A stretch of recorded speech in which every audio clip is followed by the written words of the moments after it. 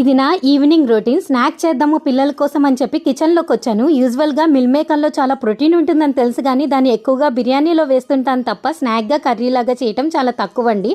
అందుకని ఈరోజు రాగి పిండి అండ్ మిల్ మేకర్తో డీప్ ఫ్రై చేయకుండా సింపుల్గా స్నాక్ చేద్దామని చెప్పి కిచెన్లోకి వచ్చాను. దీనికోసం ఫస్ట్ మరిగే నీళ్ళల్లోకి మిల్ మేకర్ని వేసుకొని 10 నిమిషాల పాటు ఉడికించుకున్న తర్వాత పక్కన పెట్టుకోవాలి. ఆ తర్వాత అవి చల్లారే లోపల నైట్ పిల్లలకి అన్నంలోకి రైస్ని కడిగి నీళ్లు పోసుకొని నానుతుంది కదా అని చెప్పి పక్కన పెట్టేసాను.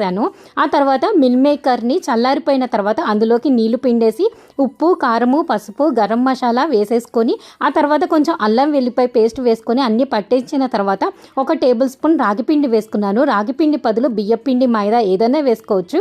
ఇప్పుడు ఒక ప్యాన్లోకి కొంచెం ఆయిల్ వేసుకొని అందులోకి మిల్ మేకర్ని వేసేసుకొని ఒక 5 నిమిషాల పాటు హై ఫ్లేమ్లో ఫ్రై చేస్తే చక్కగా వేగిపోతాయండి.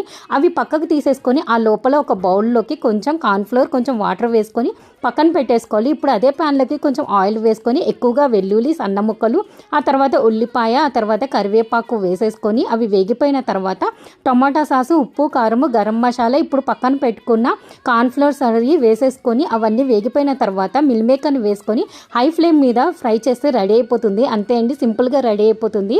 రెసిపీ నచ్చితే లైక్ చేసి షేర్ చేయండి. బాయ్.